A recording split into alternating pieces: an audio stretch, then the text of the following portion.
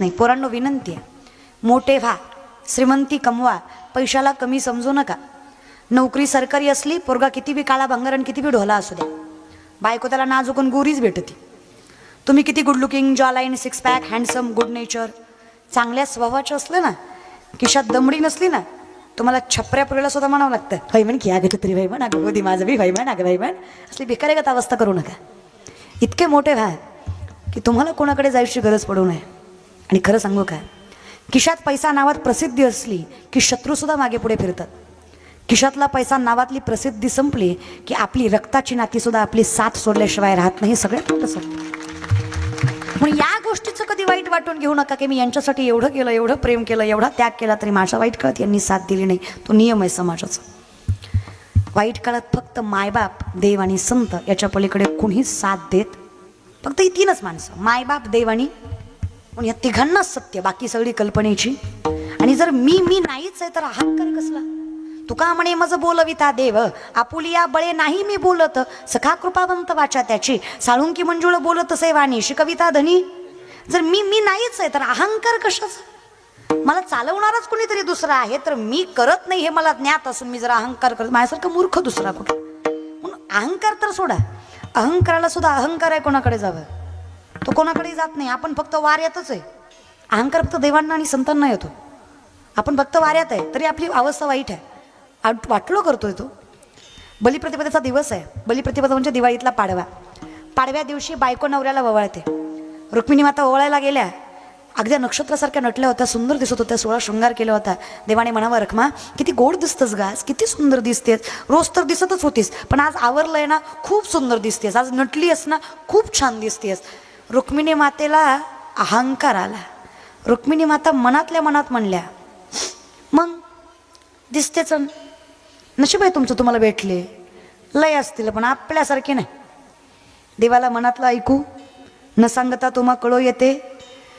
देव म्हणले, तू आता ये ओवाळाय, तुला दाखवतो. रुक्मिणी माता ओवाळायला गेल्या, देव सापडला. लाजली गे माया आता कवणा वाढू, आता कवणा वाढू, जिकडे पावी तिकडे, जिकडे पावी तिकडे चतुर्भुज गोपाळ. लाजली बाई आता, जिकडे बघेल तिकडे माझाच नवरा, यातला माझा कुठला. नामदेवराय आले म्हणले, आई काळजी करू नका, कोपऱ्यातलं गबाळ आपलंय, जा वनवा वळा. रुक्मिणी माता म्हणले, मी बायको असून मला ओळखू आहे ना, तुमच्यावर कसा विश्वास ठेवावा. नामदेवराय सांगतात, अहंकाराचा वारा न लागो. नामदेवराय सांगतात, वैजयंती माळकला श्री वत्सलांशना, विष्णुदास नामायणे तावियली खून, विष्णुदास नामायणे तावियली खून. ब्रह्म ऋषींनी मारलेली लात भगवंताच्या डाव्या हृदयावर, त्या चरण कमलामुळे देव ओळखू यावे. नव्हे नव्हे अंकाराचा वारा नेला गोरा जैसा, माझ्या विष्णुदासा भाविका कल्पनेची वारी न हो खबरी खाली, ही संत मंडळी सुखी. काही लोक म्हणली, ताई सुरुवातीपासून आतापर्यंत ऐकलं पण काही कळलंच नाही, आता बोला. चालून चालून पण फुपाटा राहतोच ना. चालणीने कितीही चाललं थोडंफार वर राहतं की नाही. त्यांचं काय करायचं. नामदेवराय म्हणले, काही करू नका, नाही कल्पना कळत, नाही अहंकार कळत, नाही खरं खोटं कळत, सगळं मरू द्या. ज्यामुखी निधान. निदान म्हणजे कमीत कमी, मिनिमम पेक्षा मिनिमम, कमीत कमी देवाचं नाव तरी. अहो देवाचं नाम जरी मुखात आलं, देव कल्याण केल्याशिवाय सोडणार. तुम्हाला ज्ञानेश्वरी नाही कळली तरी चालेल, वाचा. 90% सायन्स इट्स ज्ञानेश्वरी. 90% विज्ञान म्हणजे ज्ञानेश्वरी आहे. बायोलॉजिकल, केमिस्ट्रिकल सूत्र सगळं ज्ञानेश्वरीमध्ये बघायला भेटेल तुम्हाला. या बल्बचा शोध 100-125 वर्षापूर्वी कुठेतरी पाश्चिमात्य सायंटिस्टने लावला. अख्ख्या जगाला त्याचं नाव माहीत आहे. 750 वर्षापूर्वीचा काळ आहे. 16 वर्षाचे ज्ञानेश्वर माऊली ज्ञानेश्वरीमध्ये सांगतात, उदकाचिनी आवेशे प्रगटले तेज लखलखीत दिसे, तर या विजू माझी असे सलील काही. उदक म्हणजे पाणी, आवेश म्हणजे प्रेशर. पाण्याच्या प्रेशरनं वीज निर्मिती होणार. हे 16 वर्षाच्या ज्ञानेश्वर माऊलींनी 750 वर्षापूर्वी ज्ञानेश्वरीमध्ये सांगितलं. It is science, it is spirituality. ही अध्यात्मिकता आहे. अध्यात्म मूळ आहे, विज्ञान त्याला आलेलं फळ आहे. चाचूचेनी सांडसे खंडी जपय पाणी राजहंसे, तुझं ज्ञान विज्ञान तैसे वाटोणी देऊ. म्हणून सगळ्यात पहिलं जे गाव आहे, जेव्हा नव्हते चराचर तेव्हा होते पंढरपूर. आधी रचिली पंढरी मग वैकुंठ नगरी. सगळ्यात सुरुवातीला पण कुठे असं ऐसे चंद्रभागा ऐसे भीमा तीर ऐसा विठेवर तेव कुठे. एकमेव गाव आहे मृत्यू लोकी एक नगर त्याचे नाव पंढरपूर. तेथील मोकाशी उभा असे विठेवर तुम्ही संत माय पाप एवढा उपकार करा. म्या मज तेतवरी दाखवा दिनाचा सोयरा. तिथं गेल्यावर कळणार आहे मी कोण आहे. या ज्ञान भक्ती सहज बघतो एक वटला मज तोची मीही केवळ तुझं श्रुतही आहे. माऊली म्हणले तुझ्या दारी आल्यावर कळलं मी कोण आहे. मी कोण आहे कळल्यावर कळलं तू कोण आहे. तुझा न माझा संबंध कळल्यावर कळलं मी नाहीये. अवतार पांडुरंग नाव ठेविले ज्ञानी. हे ज्या दिवशी कळलं अहंकाराचा वारा न लागो. तो साधा भाविक जरी असला भाविकाला सुद्धा अहंकार येतो. थोडं नाम घेतलं की देव देतो ना. मग सगळं देणार आहे परमात्मा. फक्त भजन करायचं. दोन्ही हात वर करा प्रेमाने दोन्ही. राम राम जय राजा राम राम राम जय सीता राम राम राम राजा राम राम जय सीता राम राम जय राजा राम राम जय सीता राम राम जय राजा राम राम जय सीता राम राम राम राम राम राम राम राम राम राम राम राम जय सीता राम राम राम जय राजा राम राम जय सीता राम जय राजा राम राम जय सीता राम राम जय राजा राम राम जय सीता राम रामचंद्र की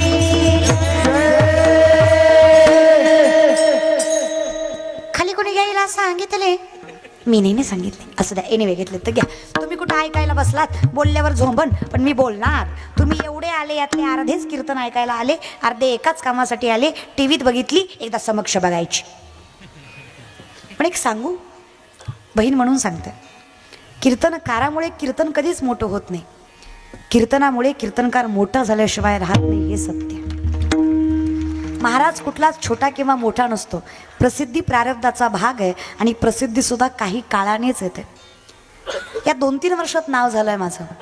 मी कीर्तन करते त्याला 19 वर्ष झाली. तोंडाकडे बघू नका माझ्या 24चीच आहे मी. जन्म 2000चाच आहे माझा. फक्त मी कीर्तन वयाच्या 5व्या वर्षी केलं. त्यातही काही नवल नाही आहे. अखंडितपणे आमच्या घरात आठवड्यातनं एकदा कीर्तन असायचं आणि 6 दिवस भजन असायचं. माझा बाप माळकरी आजा माळकरी पंजा माळकरी पंजाच्या पंजाबी माळकरीच.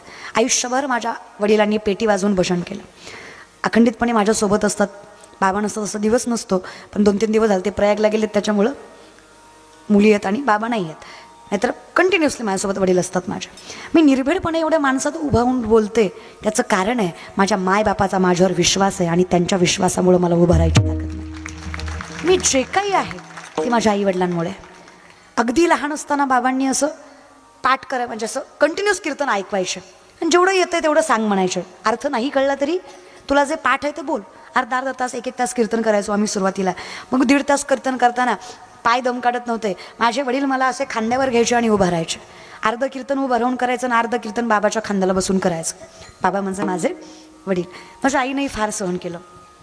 मी ती मुलगी आहे मृत्यूच्या दारापासून पाठीशी आलेली आहे. ट्रोलिंगच्या काळामध्ये जेव्हा आपल्याच माणसांनी पाठीत सुरे खुपसले तेव्हा मात्र वाटलं काही मजा नाही आहे हे नामचिंतन घेण्यात. एवढं सगळी संकट त्रास सहन करून सुद्धा जर आपल्यावर ही वेळ येत असेल तर आपलं काहीतरी चुकत असेल आपण हे सगळं सोडून द्यावं. मग आईबाबांनी सांगितलं ज्या दिवशी आम्ही म्हणू ना की तुझं चुकलं आहे त्या दिवशी तू व्यासपीठावर उभा राहायचं नाही.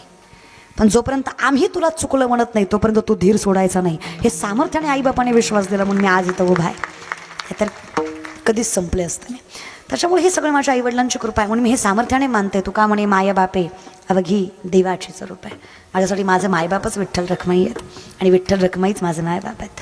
त्यामुळे हे सगळं ज्ञान सामर्थ्य लोकांना कष्ट स्ट्रगल हे काही माहीत नसतं. फक्त पाठीमागे पुढे ठीक आहे. तर हे सामर्थ्याने असं आहे. त्याच्यामुळे विनंती आहे जज करत जाऊ नका. जजमेंट आता काय झालं आहे एखादा कीर्तनकार पाणीपुरी खाताना दिसला तरी महाराज ताई पाणीपुरी खाता मग काय आमलेट खाऊ का मी काय खाऊ हे सांग मला एकदा. म्हणजे तुझा प्रॉब्लेम मला नवल वाट. सामान्य पोरगी रे मी काही संत नाही आहे तेवढी पात्रताही नाही आहे माझी. कीर्तनकार हे वैभव आहे माझ्याकडे.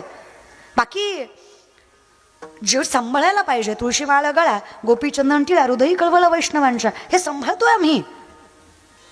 अवघडच आहे लोकांचं. माझं तर मत आहे ट्रान्सपरंट राहा, पारदर्शक राहा. जे आहे ते आहे बाबा. उगीच काय मी हे खात नाही, मी ते खात नाही, कशाला? प्रवास करायला लागतो, गोष्टी वेगळ्या असतात. त्याच्यामुळे विनंती आहे, थोडं जजमेंट कमी करत जा. तुम्हाला सगळ्यांच्या सहकार्याने इथं उपस्थित आहे. काही करायचं नाही आहे बघा आपल्याला, काही नाही, फक्त मुखात देवाचं नाव ठेवायचं.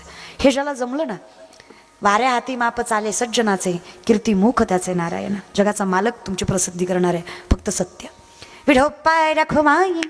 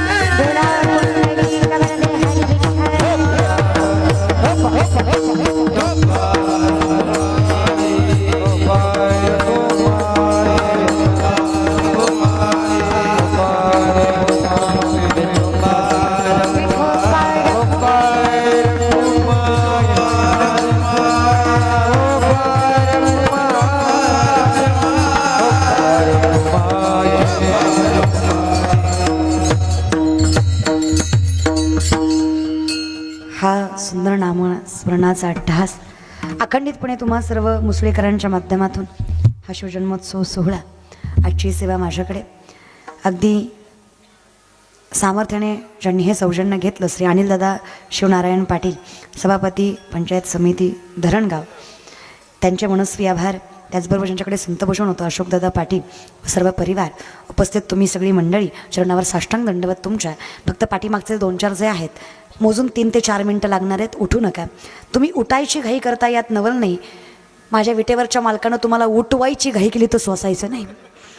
तुम्ही उठू नका म्हणजे तो उठवणार नाही. मग तुम्हाला सगळ्यांचे मनस्वी आभार. सुंदर टाळकरी गोड गायनाचार्य, ज्यांच्यामुळे ही सेवा अखंडितपणे गोड झाली, असे सुंदर दोघंही गोड मृदुंगवादक, हरिभक्तपरायण भैया महाराज, हरिभक्तपरायण गोपालदादा, हरिभक्तपरायण भैया महाराज, हरिभक्तपरायण गोपालदादा. शिवनिर्मित असणारा मृदंग तांडवासारखी वाजायची ताकद तुमच्या दोघांच्या बोटांमध्ये आहे. साष्टांग दंडवत तुमच्या चरणावर या वहिनीचा. अखंडितपणे ही परमात्म्याची सेवा अशी वृद्धिंगत तुमच्या हातून घडो. अगदी सुंदर अशी तुम्ही नम्रपणे ही सेवेला साथ दिली. चरणावर साष्टांग दंडवत तुमच्या.